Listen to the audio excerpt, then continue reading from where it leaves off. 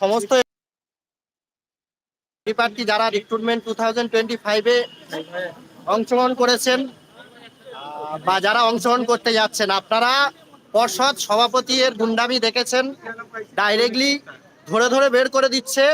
এই ছেলেগুলো চোখের রাতের যে ঘুমের কান্না, যে আমরা কষ্ট আমরা ঠিক বুঝে নেব। আমাদের কিছু ক্যান্ডিডেট এসছে, তাদেরকে কিভাবে বের করে দিয়েছে তার প্রত্যক্ষ উদাহরণ আমরা আপনাদেরকে দিতে চাই। সমস্ত এনআইএস 1,90,000-এর যে পরিবার আছেন, আপনারা এবার আসুন। আর আপনারা যারা টেট পাস করে আছেন সবাইকে বলছি, পর্ষদ সভাপতি, এবার পর্ষদ সভাপতির গুন্ডামি আমরা দেখে নেব। ম্যাডাম, আপনি কিছু বলুন। হ্যাঁ, আমি ইন্টারভিউ দিতে গিয়েছিলাম। আমাকে প্রথমেই তো ওনারা বললেন যে মানে 4 জন ছিলেন টেবিলে, মানে ওনারা নিজেদের মধ্যে গল্প করছেন। আরে এনআইএস কোনো মতো নিয়ে টিয়ে ছেড়ে দাও, আমার সমস্ত কাগজপত্র ঠিক মতো দেখা হয়নি। তারপর আমাকে ওই অ্যাটেন্ডেন্সে সিগনেচার করতে বলেছেন, আমি করেছি। ওখানে লিখে দিয়েছেন আমার নামের উপরে যে রিজেক্টেড। তারপরে আমি সাইন করলাম। তারপরে আমাকে একটা কাগজ দেওয়া হয়েছে, যেটি অ্যাপ্লিকেশন করেছিলাম সেই ফর্মটাই ওনারা প্রিন্ট আউট করেছেন, কিন্তু ওখানে পিছনে আরেকটা নতুন করে কলাম ওনারা যোগ করেছেন, যেখানে লেখা আছে এনআইএস মানে রিজেক্টেড হয়েছে এই জন্যই কারণ এনআইএস হচ্ছে 18 মাসের কোর্স।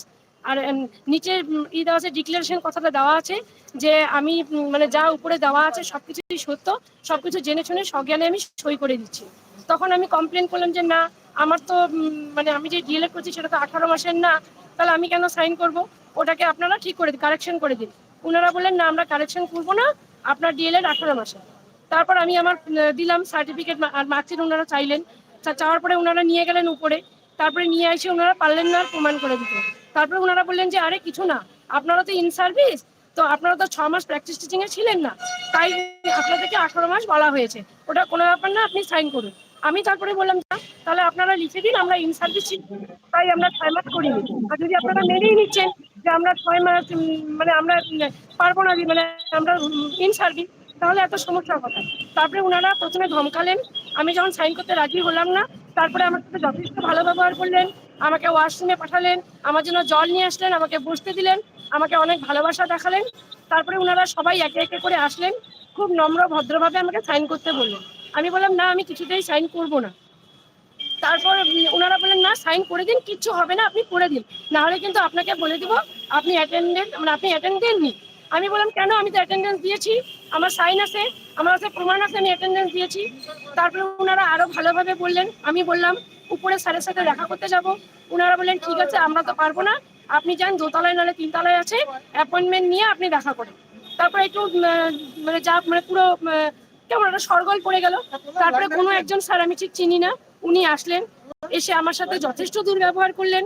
প্রথমেই বললেন আপনি তো ইন্টারভিউ দিতে আসেননি, আপনি ঝগড়া করতে আসছেন, আপনাদের মানসিকতা ঝগড়া করা, মানে অনেক কিছু বললেন। আমি কিছু বললাম না, আমি বললাম শুধু আমি সাইন করবো না, আপনারা রিজেক্ট করছেন, আমার কোনো সমস্যা নেই। তারপরে উনি আমাকে বললেন কেন আপনারা করছেন অ্যাপ্লাই? আমি বললাম যে স্যার আপনারা তো বাধা দেননি অ্যাপ্লাই করতে। ওনারা বললেন না, আমাদের তো দেওয়া আছে, আমাদের যে সাইড আছে সাইডে দেওয়া আছে। আমি বললাম না স্যার, কোথাও সাইডে দেওয়া নেই। উনি খারাপ ব্যবহার করলেও আমি যথেষ্ট ভদ্র ব্যবহার করেছি। আমি বললাম যে না, কোথাও দেওয়া নেই। তখন উনি বললেন যে না, বিএডে তো দেওয়া আছে, কই বিএডে তো করেনি। বললাম স্যার এনআইএসে তো দেওয়া নেই, আপনি আমাকে দেন। বললেন না, আমি এসব কাগজপত্র দিতে বাধ্য নই। তারপরে উনি বললেন যে কেন, আপনাদেরকে তো একটা দেখানো হচ্ছে রায়, ওই রায় তো বলাই আছে। আমি বললাম স্যার তারপরে আরো অনেক রায় বেরিয়েছে, আপনারা ওগুলো তো দেখাচ্ছেন না। বললো না, কৌশিক দাসের হচ্ছে অনগোয়িং প্রসেস, ওটা রায় আমরা মানবো না, যান আপনি সুপ্রিম কোর্টে যান। আমি বললাম ঠিক আছে স্যার, আমি সাইন করবো। ওখানে যারা একজন ছিল উনি বললেন যে না, সাইন করতে হবে। তারপরে আমি একটা কাগজ নিয়ে আসলাম, যেখানে আমার সেক্রেটারিকে মানে অ্যাপ্লিকেশন করব, আমি মানে কোশ্চেন করব যে আমি সমস্ত আমার কেস মেমো দেওয়া আছে, যে আমি কল লেটার পেয়েছি, যা কল লেটারে দেওয়া আছে, যা যা কাগজপত্র সমস্ত কিছু আমার কাছে আছে, তাহলে আমাকে রিজেক্ট করা কেন হলো? ওই কাগজটা বের করে দিলাম যে আপনারা তাহলে সাইন করে দিন, রিসিভ করে দিন, আমিও সাইন করে দিচ্ছি। তারপর ওরা দেখলো যে আমি যদি এখানে বেশিক্ষণ থাকি তাহলে চেপে যাবে। তখন ওরা সুন্দর করে ভদ্রভাবে আমাকে বললো তাহলে আপনি আসতে পারেন, আপনাকে সাইন করতে হবে।